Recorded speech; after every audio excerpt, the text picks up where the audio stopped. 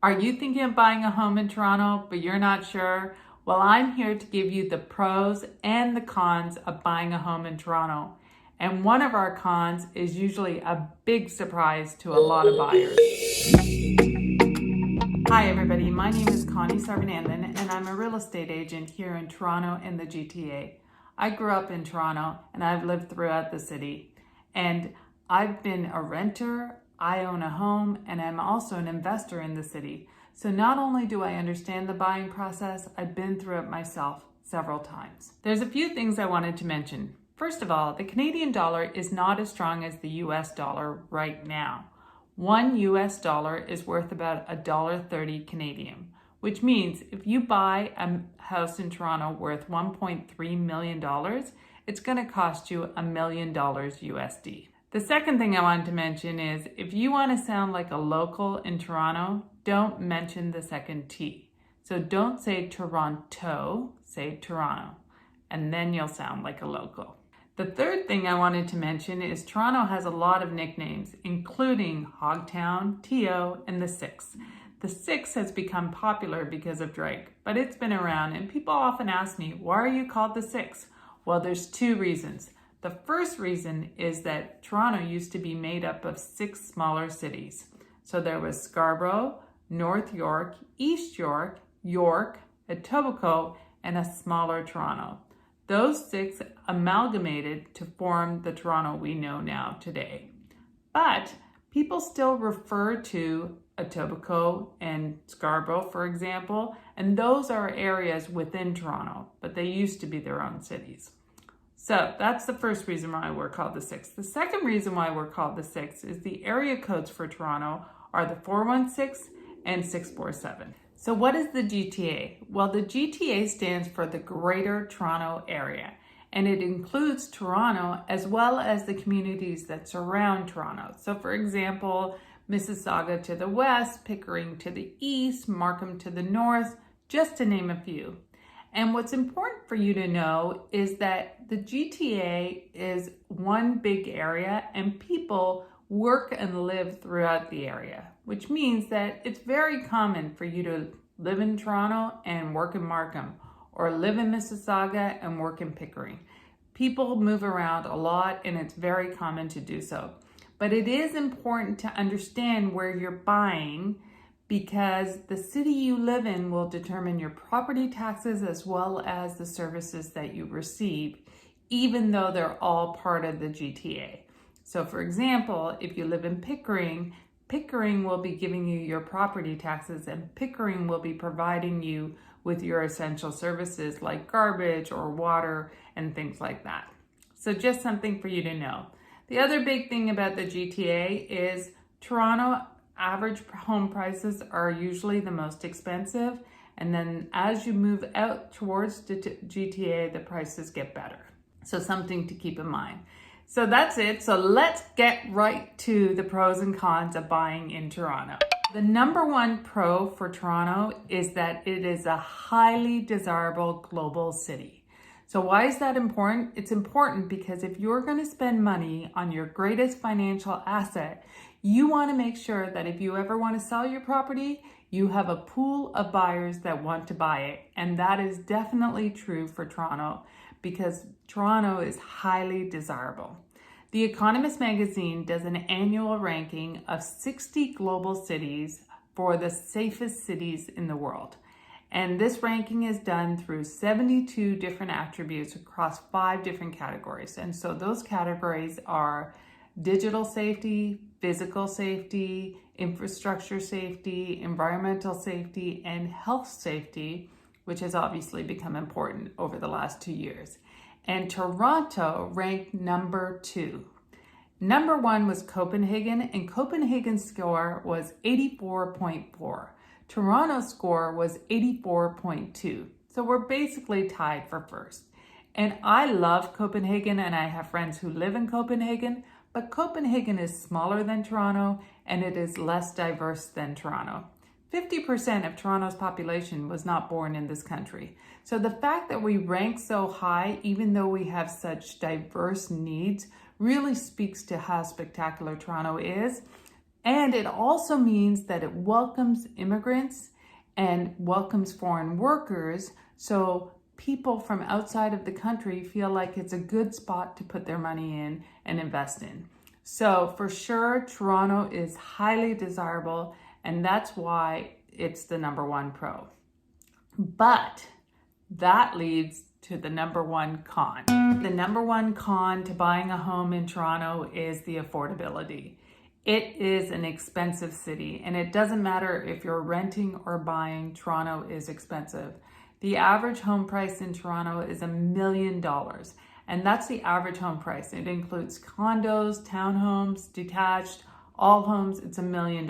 When you look at a detached home, it's actually $1.7 million. That's the average. And then for townhomes, it's about $900,000. And then for condos, it's about $700,000. So definitely expensive, and rentals are no better. On average, for a 1-bedroom in Toronto, you're going to be paying about $2,000. And then for a 2-bedroom, you're looking at around $2,600. So super expensive, but there are ways to mitigate those costs. And one of the first ways is to look at the GTA as a solution. So if you can't afford Toronto proper, you should be looking at the GTA, because as a rule, when you move out of Toronto, it starts to get cheaper. Not always, but most of the time it starts to get cheaper. And definitely the average prices start to get cheaper. So that's a solution for both rentals and for buying. The second way of doing it is doing stuff to mitigate your costs. So for a rental, you could look at taking on a roommate, and for buying, you can look at looking at possibly a secondary suite, so you get some income to mitigate your mortgage. So definitely ways of finding affordability in an expensive city. So another big pro for buying a home in Toronto is the appreciation. In 2009, the average home in Toronto was worth $400,000. Then in 2019, so 10 years later, it was worth $820,000. So it more than doubled. And what's interesting about that is that in 2017, the average home was $820,000. Then in 2018, it actually dropped to $780,000. And then 2019, it came back up to $820,000. And today, the average home is $1 million. So this is a really important pro, because if you are going to invest in real estate, you want to be in a market that has had proven gains in the past, and you want to be in a market that even if the market goes down, it recovers. And so it has the base to be able to recover, and it's got the pool of buyers and sellers to be able to recover. So that's definitely a pro for buying a home in Toronto, and the returns prove that the appreciation is great. Another con to buying a home in Toronto is your down payment. In Toronto, and in Canada for that matter, you need a 20% down payment. Otherwise, you're going to have to pay a mortgage insurance premium. And that mortgage insurance premium varies dependent on how much of a down payment that you have that's less than 20%. So let's take an example of a $500,000 home purchase where you only had $25,000 to put down, which is 5%. Your mortgage insurance premium on that would be $19,000, and it would be added to your mortgage. So it's definitely something to consider if you don't have 20% down. But here's the thing. I know lots of people who have decided to do this and pay the insurance premium because they didn't want to wait it out to save up more money. And the reason why they didn't want to wait it out is that home prices in Toronto were appreciating so quickly that they felt like paying the insurance premium was better than paying the increase in value in the homes that were appreciating in Toronto.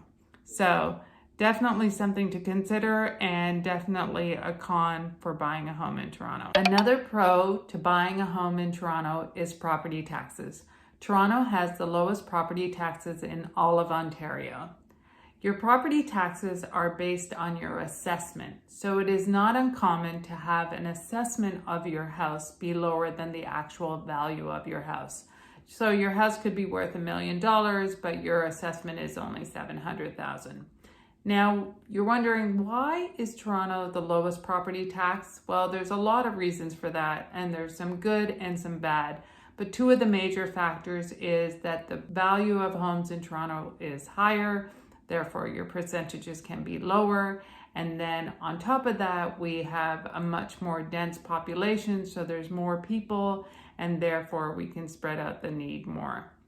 But that said, let's just take a look at an example, the difference between Toronto and Windsor. Windsor actually has the highest property taxes in all of Ontario, and that's out of 35 cities. So a $500,000 assessment property in Toronto would be about $3,000 in property taxes. In Windsor, it would be $8,878. So it's a significant difference, almost 3 times.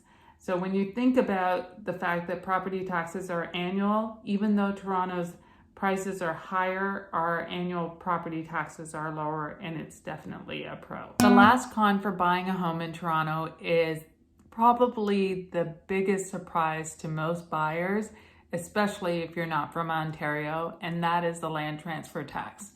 The land transfer tax is a tax that is applied to resale homes in Ontario, and it's based on your purchase price.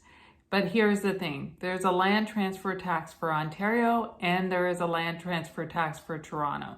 So you are paying double land transfer tax in Toronto. So let's do an example. For example, if you bought a home for $500,000 in Windsor, you would pay a land transfer tax of $6,475. If you bought a $500,000 home in Toronto, you would pay $6,475 for Ontario tax, and then you would pay another $6,475 for the Toronto tax. So your total tax would be $12,950 in Toronto. So definitely the land transfer tax is a con, and definitely something that you need to budget for if you're planning to buy in Toronto. So the last pro is definitely one that is instrumental for building wealth in real estate. And that is, there are no capital gains on the appreciation of homes in Toronto if it's your primary residence. So if you buy a home and it's your primary residence and you actually live in it, then you are exempt from paying any capital gains on that property. So let's take, for example, that $400,000 average home price in 2009. If you bought a home for $400,000, today that home would be worth $1 million.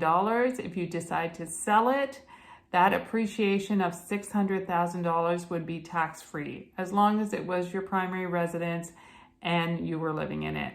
Now, this is pretty big because there's very few things in Canada and in Ontario and in Toronto where you can make income or make a profit and not pay any tax.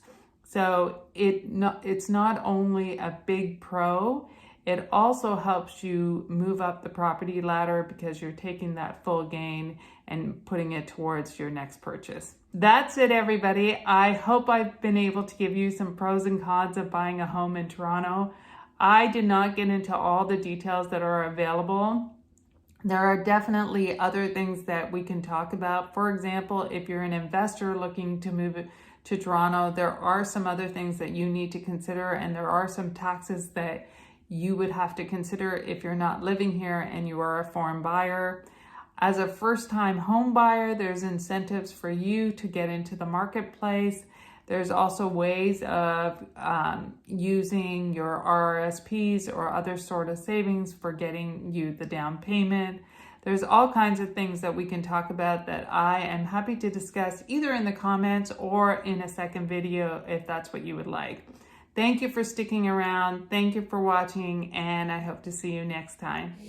I would love to help you with any of your real estate needs in Toronto or the GTA, so please feel free to call, text, or email. Look forward to talking to you soon.